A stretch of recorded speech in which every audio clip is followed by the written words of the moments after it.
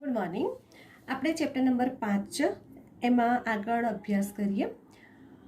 આપણે રંગઅંધતાનો અભ્યાસ કર્યો હતો અને એ રંગઅંધતાને આધારે આપણે એવું કીધું હતું એક્સને સંલગ્ન પ્રચ્છન્ન જનીન એક્સને સંલગ્ન પ્રચ્છન્ન જનીનની આનુવંશિકતા આપણે ભણી હતી અને તે દરમિયાન આપણે જે રંગ અંધતા ભણ્યા હતા અને એ રંગ અંધતામાં આપણે કીધું હતું કે માદા છે એ માદા પાસે બે એક્સલિંગી રંગસૂત્ર હોય છે, નર છે જેની પાસે એક જ એક્સલિંગી રંગસૂત્ર હોય છે.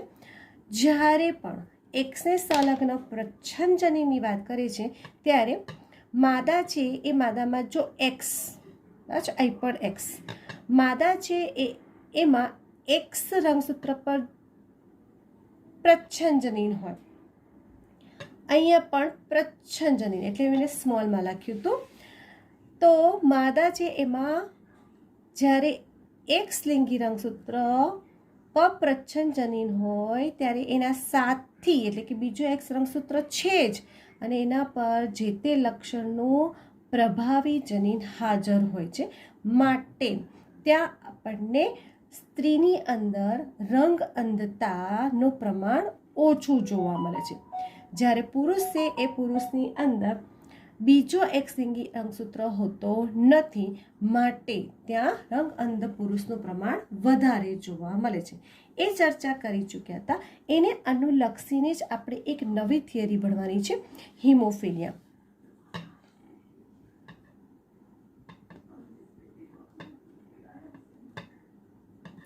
આ હિમોફિલિયા છે એના જેવી જ રચના છે. આ જે હિમોફિલિયા છે એ હિમોફિલિયામાં જે રોગ છે એની અંદર શું થાય છે કે રુધિર ગંઠાઈ જવાની જે ક્રિયા છે એ હોતી નથી. એટલે મતલબ શું કે જ્યારે આપણને વાગે છે ત્યારે આપણને લોહી નીકળે છે અને પછી છે ને થોડોક સમય પછી લોહી હવાના સંપર્કમાં આવતા રુધિર ગંઠાઈ જાય છે, એટલે થોડુંક ગાંઠ એટલે થોડુંક થીક થઈ જાય છે.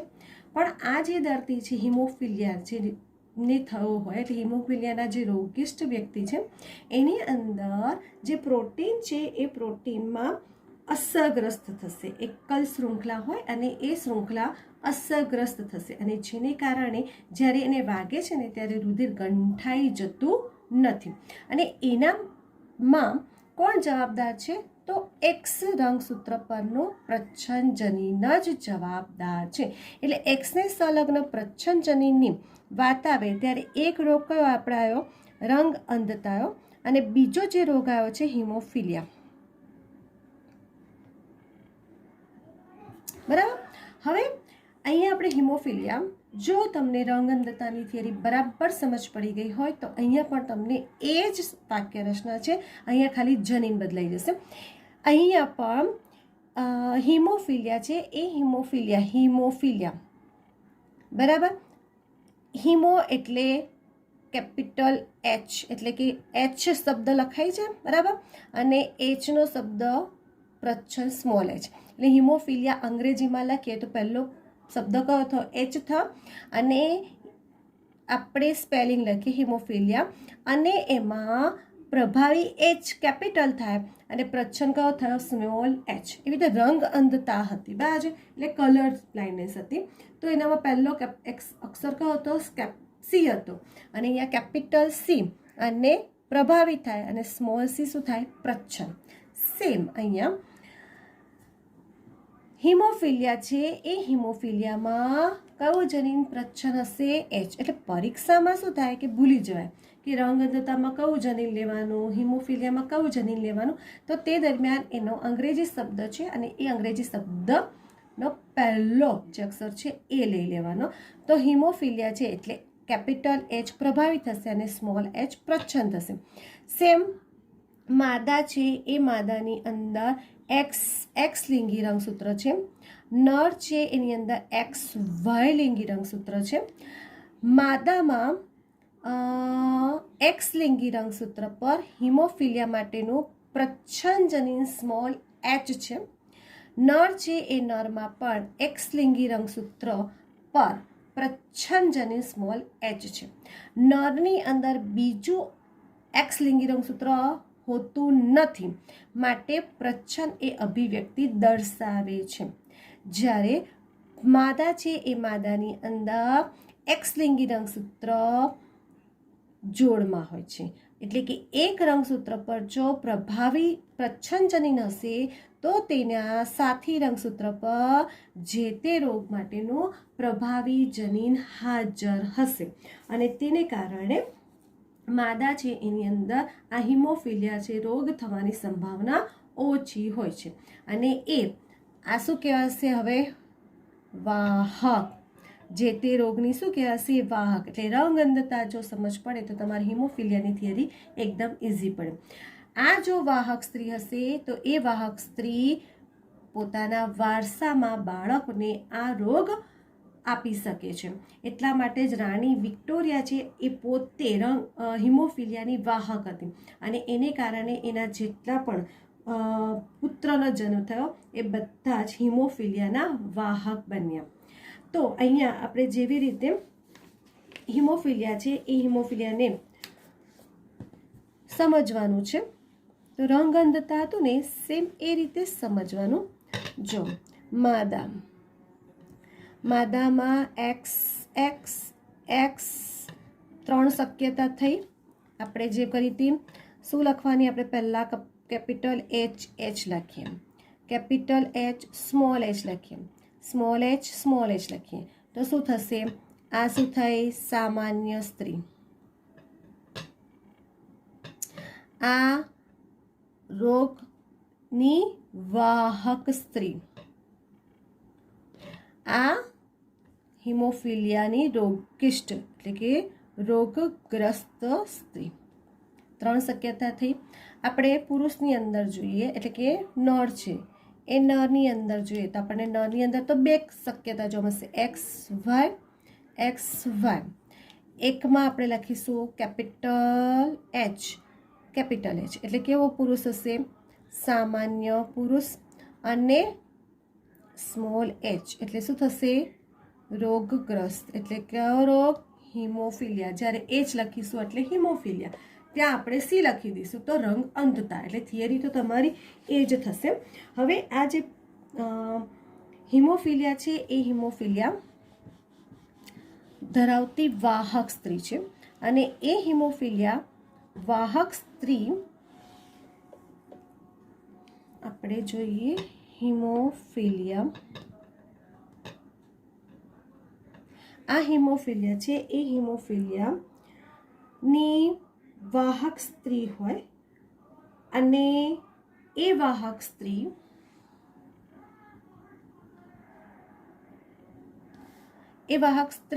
અને એક સામાન્ય પિતા હોય. બરાબર છે? એટલે કે વાક્ય રચના આપણે આ રીતે બનાવી દઈએ, હિમોફિલિયાની વાહક સ્ત્રી અને સામાન્ય નર. બરાબર? એ શક્યતા જોવાની, અને એની સાથે આપણે વાહક સ્ત્રી અને હિમોફિલિયા રોગગ્રસ્ત પુરુષ બંનેમાં શક્યતા જોઈએ. તો તમે જે રીતે દોરતા હતા એ રીતે જ આપણે દોરીએ. ચલો, વાહક સ્ત્રી છે એ વાહક સ્ત્રીને આપણે ડ્રો કરીએ. શું થશે? X capital H small h. સામાન્ય પુરુષ શું થશે? X capital H Y. આની શક્યતા શું થાય? X capital H x small h. અહીંયા આપણને એક્સ કેપિટલ એચ અને વાય. આને આપણે આની સાથે જોડીશું એટલે X capital H X capital H. આને આની સાથે જોડીશું એક્સ કેપિટલ એચ વાય. અહીંયા આપણે જોડીશું X small h X capital H x small h Y. ત્યારે તમે જુઓ કે સંતતિ, આ જે સંતતિ એ સંતતિ કે છે સામાન્ય સ્ત્રી. આ શું હશે? સામાન્ય પુરુષ. અહીંયા શું હશે? કેપિટલ એચ અને સ્મોલ એચ છે, એટલે કેવી થશે? વાહક સ્ત્રી થશે. અહીંયા કેવું થશે? હિમોફિલિયા એટલે કે રોગગ્રસ્ત નર અથવા તો પુરુષ. એટલે અહીંયા તમે જો કે આપણને જ્યારે વાહક સ્ત્રી છે એ વાહક સ્ત્રી અને સામાન્ય નર હોય તો આપણને સામાન્ય સ્ત્રી, સામાન્ય પુરુષ, વાહક સ્ત્રી અને રોગગ્રસ્ત નર એટલે કે આપણે ચારે પ્રકારની સંતતિનું નિર્માણ થઈ શકે છે. એ જ રીતે આપણે બીજો જે છે એ બીજા જોઈએ. વાહક સ્ત્રી અને રોગગ્રસ્ત પુરુષ છે એને લઈએ. વાહક સ્ત્રી અને હિમોફિલિયા વાળો પુરુષ, રોગગ્રસ્ત પુરુષ લઈએ. ચલો, વાહક સ્ત્રી માટે આપણે શું લખીએ છીએ? X capital H, x small H. રોગગ્રસ્ત પુરુષ એક્સ સ્મોલ એચ વાય. આને આ રીતે કરીએ તો x capital H, x small h. અહીંયા આપણે કરીએ તો એક્સ સ્મોલ એચ અને વાય. હવે આપણે જોડીએ x capital H, x small H. અને આની સાથે જોડીએ એક્સ કેપિટલ એચ વાય. અને આની સાથે જોડીએ x small h, x small H. અને આની સાથે જોડો એક્સ સ્મોલ એચ વાય. હવે સંતતિ જુઓ કે સંતતિ આપણને કઈ મળે છે. ત્યારે સંતતિનું નિર્માણ જો આપણે જોઈએ તો તમને આ જે મળશે કેવી હશે? વાહક સ્ત્રી. અહીંયા પણ શું થશે? રોગગ્રસ્ત સ્ત્રી, કારણ કે એની પાસે બંને પ્રચ્છન્ન જનીન છે. આ શું થશે? સામાન્ય પુરુષ. આ કેવો થશે? હિમોફિલિયા વાળો એટલે કે રોગગ્રસ્ત પુરુષ. તો તમે જો કે રોગગ્રસ્ત સ્ત્રી છે, બરાબર છે. આ જે રોગગ્રસ્ત સ્ત્રી છે એ રોગગ્રસ્ત સ્ત્રી ક્યારે જોવા મળશે? જો વાહક સ્ત્રી હશે અને રોગગ્રસ્ત પુરુષ હશે તો જ રોગગ્રસ્ત સ્ત્રીનું નિર્માણ થશે. એટલે એવી સંતતિ ઉત્પન્ન થશે. રોગગ્રસ્ત એટલે કે હિમોફિલિયા વાળી રોગિસ્ત સ્ત્રી ક્યારે સંભવિત છે? જ્યારે માદા પણ રોગની વાહક હોય અને પુરુષ હિમોફિલિયા વાળો હોય તો સંતતિ માદા છે તે રોગગ્રસ્ત હોઈ શકે. તો અહીંયા તમે જે રંગઅંધતા છે એ રંગઅંધતાની થિયરીને સમજીને હિમોફિલિયાની થિયરીને પણ સમજી શકો છો. તો અહીંયા તમે હિમોફિલિયા છે એ હિમોફિલિયાની થિયરી પૂર્ણ થાય છે. અહીંયા આપણે દેખો કે એક્સને સંલગ્ન પ્રચ્છન્ન જનીનની આનુવંશિકતા પૂરી થઈ, એટલે એક રંગઅંધતા અને એક હિમોફિલિયા. એટલે અહીંયા આપણે લિંગી રંગસૂત્ર છે એ લિંગી રંગસૂત્રની અનિયમિતતા પૂર્ણ કરી. હવે આપણે દૈહિક રંગસૂત્ર છે એ દૈહિક રંગસૂત્રની અનિયમિતતા સમજવાની છે. એટલે પરીક્ષામાં જ્યારે સવાલ પૂછાય ને તો બહુ વિચારીને આન્સર આપજો.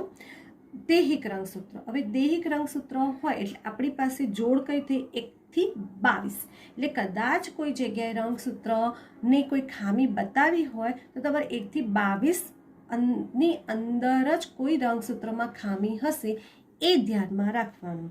અહીંયા તમે જો કે દૈહિક રંગસૂત્રની જે ખામી છે એકમાં એક છે સિકલ સેલ એનિમિયા અને એક છે થેલેસેમિયા.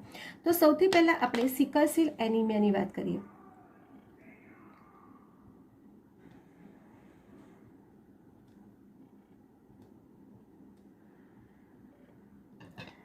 સિકલ સેલ એનિમિયા છે ને એની અંદર શું થાય છે કે સામાન્ય રીતે શું હોય છે કે આપણી રુધિરવાહિની, અને એ રુધિરવાહિની છે એની અંદર રક્તકણ આવેલા હોય, બરાબર છે.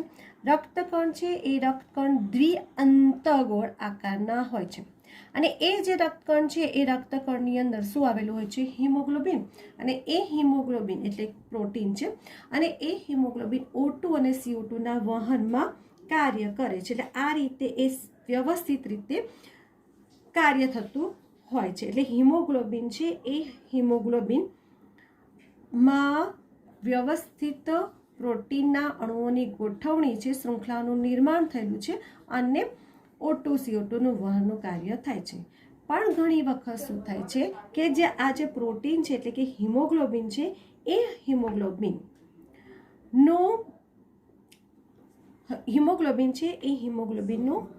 બહુલીકરણ થઈ જાય છે. એટલે ઓક્સિજન છે એ ઓક્સિજનની ઉણપ સર્જાય, એટલે ઓક્સિજન ઓછું છે અને તેવા કારણમાં હિમોગ્લોબિન છે એ હિમોગ્લોબિનમાં વિકૃતિ આવી અને જે રક્તકણ છે એ રક્તકણ દ્વિઅંતગળ હતો તે આ રીતે દાંતરડું જોયું છે ને, આ રીતે દાંતરડા આકારના બની જાય છે. હવે એ દાંતરડા આકારના બની જાય એટલે શું થાય કે જે રુધિર છે એ રુધિરના વહનમાં શું થાય, અવરોધ ઊભો થાય. રુધિરનું જે વહન થવું જોઈએ એનામાં શું થાય છે, અવરોધ ઊભો થાય છે અને એને કારણે પૂરતો ઓક્સિજન અથવા એટલે O2 અને CO2નું વહન વ્યવસ્થિત રીતે થતું નથી અને આ જે રોગ છે તેને કહેવાય છે સિકલ સેલ એનિમિયા તરીકે ઓળખવામાં આવે છે. હવે આ જે રોગ થયો છે એ રોગ હિમોગ્લોબિનની ખામી, હિમોગ્લોબિનમાં ઉણપ જે છે એને કારણે થતો જોવા મળશે. તો એના માટે કોણ જવાબદાર છે, તો જનીનો. અને એ જનીનો કયા છે, તો દૈહિક રંગસૂત્ર પર આવેલા જનીનો જવાબદાર છે.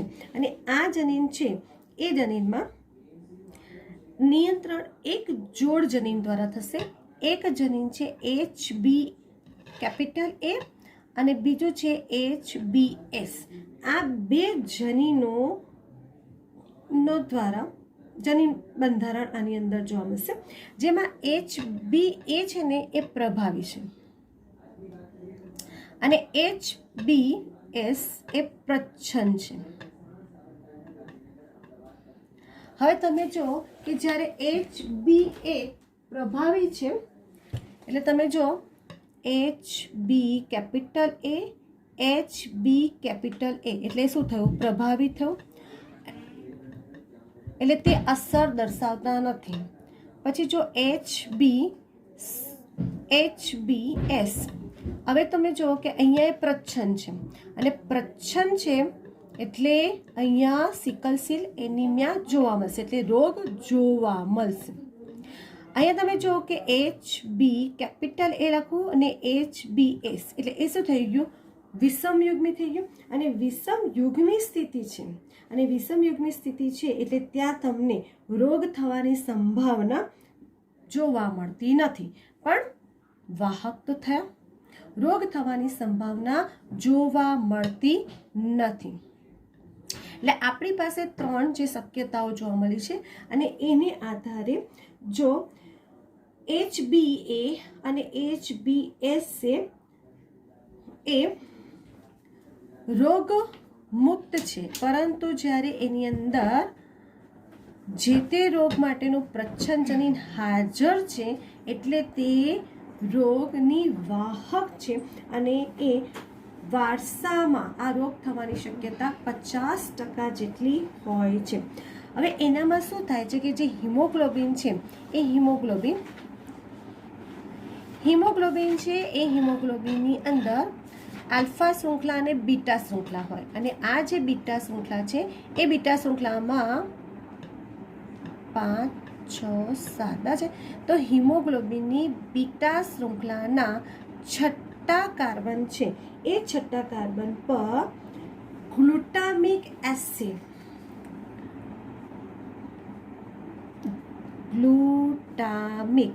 એસિડ હોવો જોઈએ, પરંતુ જનીનની ખામીને કારણે આ જે ગ્લુટામિક છે છઠ્ઠા ક્રમે એ ગ્લુટામિકની જગ્યાએ વેલાઇન નામનો એમિનો એસિડ જોડાઈ જાય છે. એટલે વાક્ય રચના બીટા શૃંખલાના છઠ્ઠા ક્રમે ગ્લુટામિક એસિડના સ્થાને વેલાઇન નામનો એમિનો એસિડ જોડાઈ જાય છે અને જે સંશ્લેષણ છે એટલે કે એ શૃંખલાના કારણે એમઆરએનનું નિર્માણ થયું છે. એમઆરએનનું સંશ્લેષણ કરવું હોય તો જે ગ્લુટામિક છે એ ગ્લુટામેટ છે એનો જનીન સંકેત છે JEG ગ્લુટામિક છે એ ગ્લુટામિક એસિડનો જનીન સંકેત કયો છે?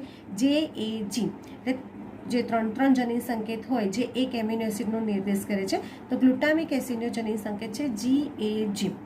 એની જગ્યાએ એ વિકૃતિ આવી અને એક જનીનમાં વિકૃતિ આવી, એટલે કે જે એ છે ને એની જગ્યાએ શું થઈ ગયો? યુ. GUG. એટલે GAG છે એ GAG ની જગ્યાએ GUG. અહીંયા ફક્ત આ એ છે એ જનીનમાં વિકૃતિ આવી અને જેને કારણે ગ્લુટામિકના સ્થાને વેલાઇન નામનો એમિનો એસિડ આવી જાય છે અને જેને કારણે જે રક્તકણ છે એ રક્તકણ દ્વિઅંતગોળ આકારમાંથી દાંતરડા આકારના બની જાય છે અને આ જે રોગ છે જે સિકલ સેલ એનિમિયાના રોગ તરીકે ઓળખવામાં આવે છે. આમ જે સિકલ સેલ એનિમિયા છે એ સિકલ સેલ એનિમિયા આપણને એક દૈહિક રંગસૂત્રમાં પ્રચ્છન્ન જનીનને સંલગ્ન ખામી થઈ સિકલ સેલ એનિમિયા. એવી જ રીતે આપણે બીજો રોગ છે થેલેસેમિયા અને એ થેલેસેમિયા પણ દૈહિક રંગસૂત્રમાં સંલગ્ન પ્રચ્છન્ન જનીનને અનુલક્ષીને ખામી છે. તો અહીંયા શું થશે કે આ જે થેલેસેમિયા છે એ થેલેસેમિયા પણ રુધિરની જ ખામી છે. સિકલ સેલ એનિમિયામાં પણ રુધિરની ખામી હતી, જેમાં હિમોગ્લોબિનની જે બીટા શૃંખલા હતી એનામાં એક જનીનના અદલા બદલીને કારણે રક્તકણો છે એનો આકાર દાંતરડા આકારનો બની જાય છે. થેલેસેમિયામાં જે હિમોગ્લોબિન છે એ હિમોગ્લોબિન છે એનામાં સંશ્લેષણ છે એ સંશ્લેષણની માત્રામાં સમસ્યા થાય છે, એટલે કે સંશ્લેષણ છે ને એનામાં વધારો ઘટાડો થતો હોય છે, એટલે એ સંશ્લેષણના નિર્માણમાં ફેરફાર થાય છે અને એને કારણે રોગ થતો હોય છે. એટલે કે હિમોગ્લોબિન છે એ હિમોગ્લોબિનમાં આપણી પાસે કઈ શૃંખલા છે? એક આલ્ફા શૃંખલા અને એ બીટા શૃંખલા, અને આલ્ફા અને બીટા શૃંખલાના સંશ્લેષણમાં ઘટાડો થતો હોય છે અને આવું આપણને રંગસૂત્ર છે એ રંગસૂત્રમાં જે વિકૃતિ આવે છે. તો અહીંયા શું થશે કે જો 16મા રંગસૂત્ર, મેં તમને આગળ પણ કીધું કે જ્યારે દૈહિક રંગસૂત્ર હોય ત્યારે આપણે 1 થી 21 રંગસૂત્રને ધ્યાનમાં લેવાનું. તો 16મા રંગસૂત્ર પર HbA1 અને HbA2 જનીનમાં વિકૃતિ આવે, અથવા તો 11મા રંગસૂત્ર છે એ રંગસૂત્રમાં એકલ જનીન HbB માં વિકૃતિ આવે છે અને જેને કારણે થેલેસેમિયાનો રોગ થતો જોવા મળે છે. એટલે અહીંયા તમે જો કે થેલેસેમિયા છે એ થેલેસેમિયામાં આપણી પાસે 2 શૃંખલા થઈ, એક આલ્ફા શૃંખલા અને બીટા શૃંખલા છે અને એના સંશ્લેષણોના ઉત્પાદનમાં શું થાય છે? ઘટાડો થતો જોવા મળશે. આલ્ફા શૃંખલા છે એ આલ્ફા શૃંખલા માં જો ચેન્જ આવે, એના ઉત્પાદનમાં ઘટાડો થાય ત્યારે તેને આલ્ફા થેલેસેમિયા તરીકે ઓળખવામાં આવે છે. આલ્ફા થેલેસેમિયા તરીકે ઓળખવામાં આવે છે. અને જો બીટા શૃંખલા છે એ બીટા શૃંખલાના સંશ્લેષણમાં જો ઘટાડો થાય તો તેનામાં બીટા થેલેસેમિયા તરીકે ઓળખવામાં આવે છે. આ જે છે આલ્ફા થેલેસેમિયા એ આલ્ફા થેલેસેમિયાની અંદર કયા રંગસૂત્ર છે? 16મા રંગસૂત્ર. હમણાં જ આપણે વાત કરી કે 16મા રંગસૂત્ર છે અને એ 16મા રંગસૂત્ર છે એમાં જોડાયેલા HbA1 અને HbA2 એનામાં ફેરફાર થાય છે અને એનામાં વિકૃતિ આવે છે. એટલે 16મા રંગસૂત્ર પર આવેલા HbA1 અને HbA2 જનીનમાં વિકૃતિ આવે છે.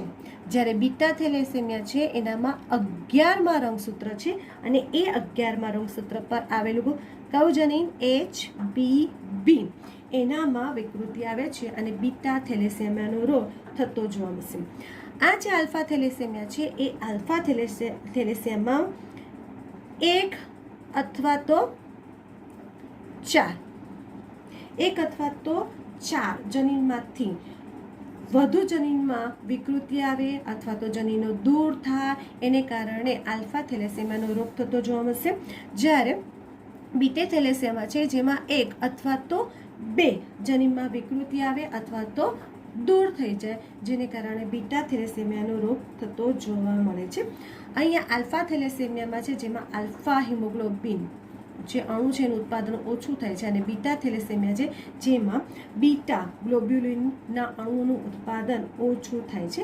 આમ હિમોગ્લોબિનમાં ગમે તે એક, કાં તો એ આલ્ફા હોય કાં તો બીટા, શૃંખલાના સંશ્લેષણમાં ઘટાડો થાય તો એ થેલેસેમિયાના રોગમાં રૂપાંતર પામે છે. એટલે કાં તો એ આલ્ફા થેલેસેમિયા કહેવાય કાં તો તે બીટા થેલેસેમિયાના દર્દી તરીકે ઓળખવામાં આવે છે. આમ આપણે હિમોફિલિયા છે જે એક્સને સંલગ્ન પ્રચ્છન્ન જનીનની ખામી ભણ્યા. દૈહિક રંગસૂત્ર છે એ દૈહિક રંગસૂત્રમાં આપણે પ્રચ્છન્ન જનીનની ખામીમાં 2 રોગ ભણ્યા. એક ભણ્યા સિકલ સેલ એનિમિયા અને બીજું ભણ્યા થેલેસેમિયા. તો આને આ રીતે અનિયમિતતા અહીંયા પૂર્ણ થાય છે.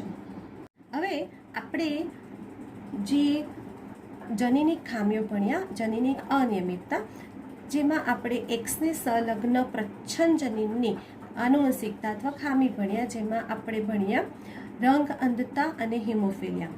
પછી આપણે દૈહિક રંગસૂત્રની અનિયમિતતા ભણ્યા અને એનામાં આપણે ભણ્યા સિકલ સેલ એનિમિયા અને થેલેસેમિયા. હવે આપણે ભણવાની છે જન્મજાત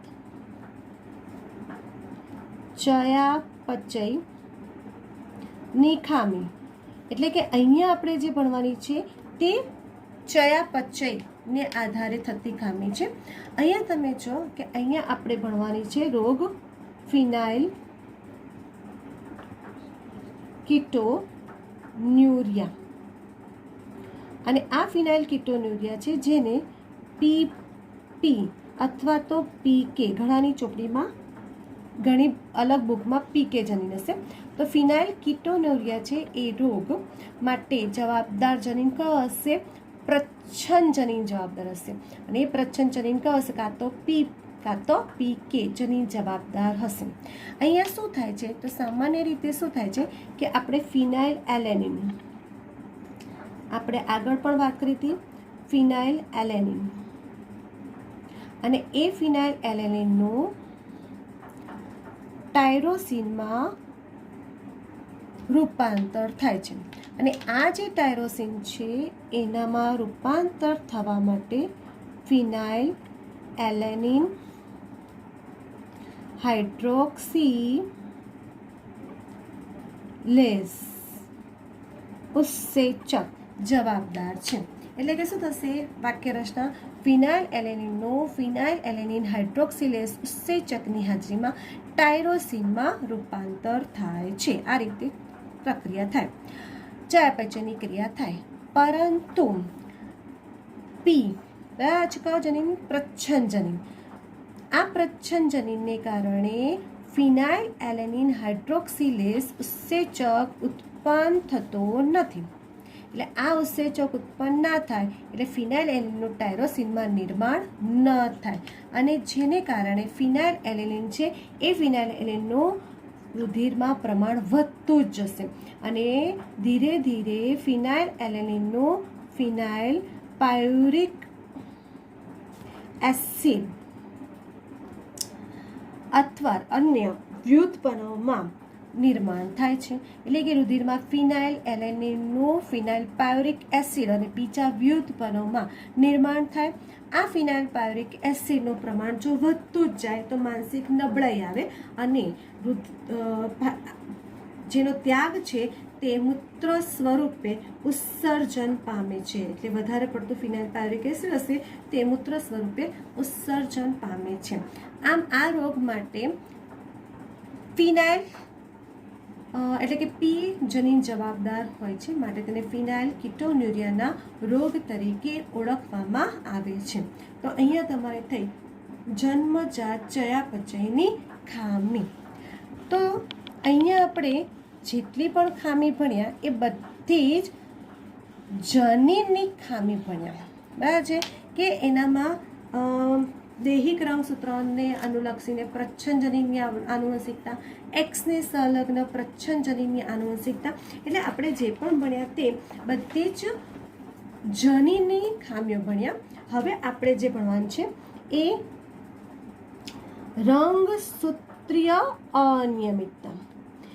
અનિયમિતતા એટલે કે આપણે જનીનિક અનિયમિતતા ભણ્યા. હવે આપણે ભણવાનું છે રંગસૂત્રીય અનિયમિતતા. અને આ જે રંગસૂત્રીય અનિયમિતતા છે તો રંગસૂત્ર આપણી પાસે બે છે, એક દૈહિક રંગસૂત્ર અને એક લિંગી રંગસૂત્ર. એટલે આપણે ભણવાનું છે દૈહિક રંગસૂત્રની અનિયમિતતા અને લિંગી રંગસૂત્રની અનિયમિતતા વિશે અભ્યાસ કરવાનો છે. હવે રંગસૂત્ર છે એ રંગસૂત્ર આપણી પાસે 22 જોડ દૈહિક રંગસૂત્ર અને 1 જોડ લિંગી રંગસૂત્ર હોય છે. 22 દૈહિક રંગસૂત્ર અને 1 જોડ લિંગી રંગસૂત્ર. 22 જોડ દૈહિક રંગસૂત્ર અને 1 જોડ લિંગી રંગસૂત્ર હોય છે. અને એનામાં રંગસૂત્ર જોડમાં હોય, એટલે આ રંગસૂત્ર જોડમાં હોય આ રીતે રંગસૂત્ર જોડમાં હોય. હવે આ જે રંગસૂત્ર છે એ રંગસૂત્ર જે જોડમાં છે એ રંગસૂત્રની સંખ્યા, એટલે કે આ એક રંગસૂત્ર છે જે જોડમાં છે એની રંગસૂત્રની સંખ્યામાં કાં તો 1નો ઘટાડો થઈ જાય તો ખામી થઈ જાય.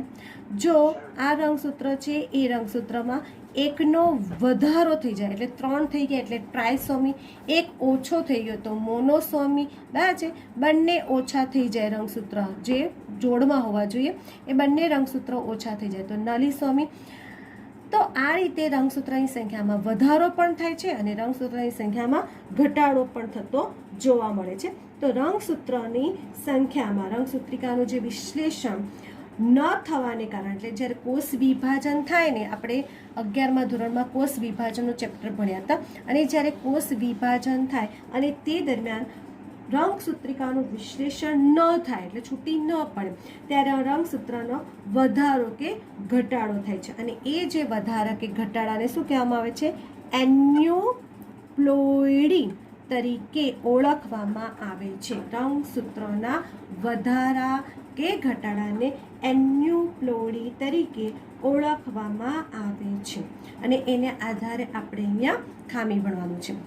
એ જ રીતે જ્યારે કોષ વિભાજન થાય છે અને જ્યારે અંત્યાવસ્થાથી, અને એ અંત્યાવસ્થા દરમિયાન આપણે કોષ રસ, બરાબર છે, અને એ કોષ રસનું વિભાજન ના થાય, અને કોષ રસનું વિભાજન ના થાય એટલે કોઈ સજીવ છે એ સજીવની અંદર રંગસૂત્રોનું આખું જે જૂથ હોય, આખું રંગસૂત્રોનું આખું જે જૂથ હતું એ જૂથ વધી જાય છે અને એને કહેવાય છે પોલીપ્લોઇડી.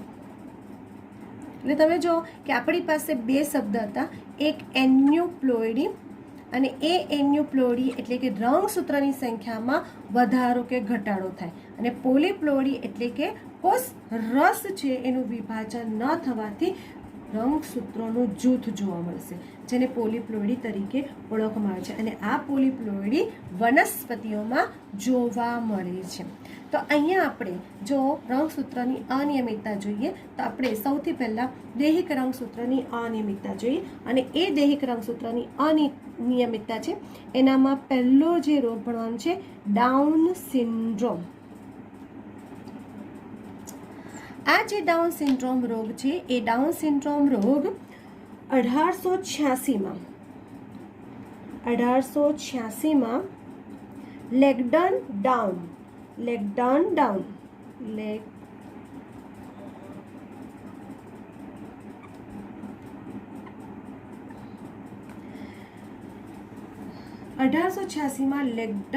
નામના વૈજ્ઞાનિકે આ ખામીનું સૌ પ્રથમ સંશોધન કર્યું, એટલે કે એનું વર્ણન એને કર્યું હતું. અહીંયા શું થાય છે ડાઉન સિન્ડ્રોમમાં, ધ્યાન રાખજો, 21મી જોડ, અને એ 21મી જોડ છે એનામાં ટ્રાયસોમી થતી જોવા મળે છે. જો ટ્રાયસોમી, તો 21મી જોડી જે રંગસૂત્ર છે તો 21મી જોડ એટલે હું આ રીતે 21મી જોડનું રંગસૂત્ર જોડું.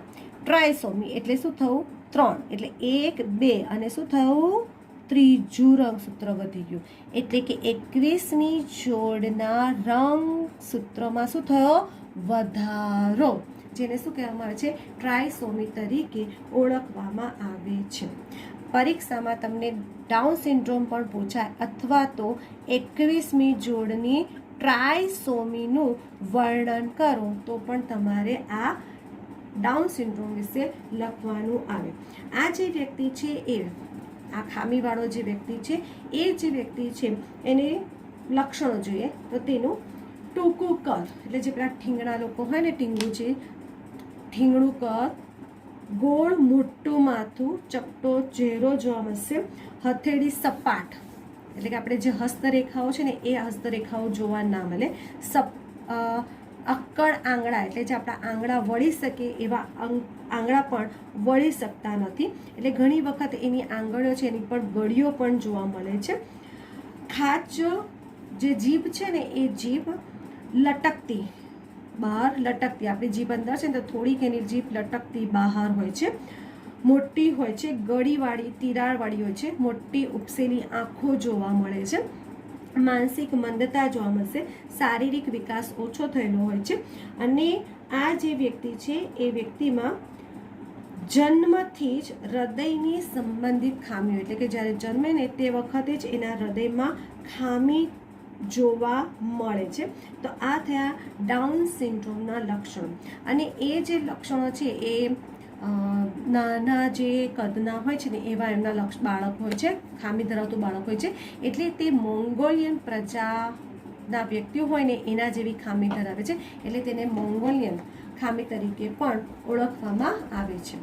હવે આપણે લિંગી રંગસૂત્ર છે એ લિંગી રંગસૂત્રની અનિયમિતતા જોઈએ. તો આપણી પાસે લિંગી રંગસૂત્ર છે અને એ લિંગી રંગસૂત્રની અનિયમિતતા જોઈએ. તો લિંગી રંગસૂત્ર તો આપણી પાસે 2 છે. એક સ્ત્રીની અંદર કયું રંગસૂત્ર છે? એક્સ લિંગી રંગસૂત્ર. અને નર છે એની અંદર XY લિંગી રંગસૂત્ર છે. અને બંનેની અંદર આપણે ખામી ભણવાની છે. તો સૌથી પહેલાં XX લિંગી રંગસૂત્રની જે ખામી છે એ ખામી દ્વારા જે રોગ થતો હોય તેને કહેવાય છે ટર્ન સિન્ડ્રોમ.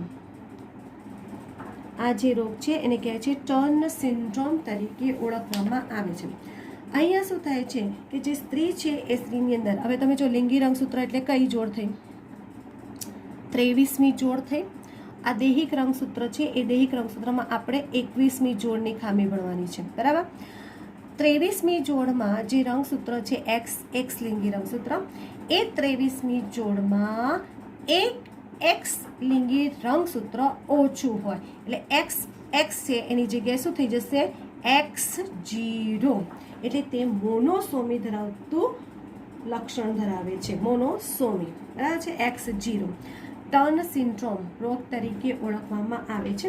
એટલે કે આપણી પાસે 22, 44, 45 ને 46 રંગસૂત્ર હોય અને એક રંગસૂત્ર ઓછું થઈ ગયું એટલે રંગસૂત્રની સંખ્યા કેટલી થઈ ગઈ?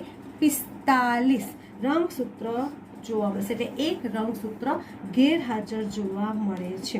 અને આ જે સ્ત્રી હોય છે એ સ્ત્રી અલ્પ વિકસિત અંડપિંડ જોવા મળશે, ટૂંકા કદની અને વંધ્ય હોય છે, અલ્પ વિકસિત અંડપિંડ હોય છે અને ગૌણ જાતીય લક્ષણો છે એનો પણ એની અંદર અભાવ જોવા મળે છે. એ જ રીતે આપણે XY અને એ જે XY છે એનામાં રોગનું નામ છે ક્લાઇનફેલ્ટર સિન્ડ્રોમ. ક્લાઇનફેલ્ટર સિન્ડ્રોમ તરીકે ઓળખવામાં આવે છે. અહીંયા જે 23મી જોડ છે એ 23મી જોડમાં રંગસૂત્ર કયું હશે? XY. અને એ જે છે XY 22, 44, 45 ને 46, બરાબર. તો અહીંયા શું થશે? એક X લિંગી રંગસૂત્રમાં વધારો થાય એટલે એક્સ વાય તો છે, એમાં એક રંગસૂત્ર કયું એક્સનો વધારો થયો, એટલે આમ થવું ટ્રાયસોમી, અને એક લિંગી રંગસૂત્રનો વધારો થયો એટલે રંગસૂત્રની સંખ્યા કેટલી થઈ ગઈ 47 થઈ જતી જોવા મળે છે. અને આ જે પુરુષ છે એ પુરુષ છે એ વ્યક્તિ ઊંચા કદની હોય એટલે એના શરીર કરતાં પગની લંબાઈ વધારે જોવા મળશે. એની અંદર સ્ત્રીના લક્ષણો જોવા મળશે, એ વંધ્ય હોય છે, માનસિક મંદ હોય છે, અને સ્ત્રીની જેમ તેના સ્તનનો વિકાસ પણ થયેલો જોવા મળે છે. આ થયા ક્લાઇનફેલ્ટર સિન્ડ્રોમના લક્ષણો. તો તમે જો કે 21મી જોડ છે દૈહિક રંગસૂત્રની, એનું જે રોગ નામ છે તો ડાઉન સિન્ડ્રોમ રોગ હતું, અને એનામાં રંગસૂત્રમાં શું જોવા મળતી? ટ્રાયસોમી જોવા મળતી. લિંગી રંગસૂત્ર છે એનામાં બે સ્ત્રીની અંદર, અથવા તો તમને પૂછાય ટર્ન સિન્ડ્રોમ છે, તો એ ટર્ન સિન્ડ્રોમમાં રંગસૂત્ર છે X0 એટલે કે એક રંગસૂત્રનો ઘટાડો થયો, એક્સ લિંગી રંગસૂત્રનો ઘટાડો થયો, એટલે 46 રંગસૂત્રોની જગ્યાએ 45 રંગસૂત્રો થાય છે. ક્લાઇનફેલ્ટર સિન્ડ્રોમમાં એક્સ રંગસૂત્રનો વધારો થયો એટલે રંગસૂત્રની સંખ્યા 47 થઈ છે. સ્ત્રી છે એ સ્ત્રીની અંદર માનસિક મંદતા, અલ્પ વિકસિત વિકાસ થતો છે, પછી એનામાં આપણને ગૌણ જાતીય લક્ષણો કે લિંગી લક્ષણો છે એનામાં ખામી થતી જોવા મળશે, અને તે પોતે વંધ્ય હોય છે. ક્લાઇનફેલ્ટર સિન્ડ્રોમ છે એની અંદર પુરુષની અંદર ખામી જોવા મળશે, અને માદા જાતીય લક્ષણો એની અંદર વિકાસ થતો જોવા મળશે. આમ અહીંયા તમે જો કે રંગસૂત્ર અનિયમિતતા પૂર્ણ થાય છે. આમ અહીંયા સંપૂર્ણ ચેપ્ટર પૂર્ણ થાય છે.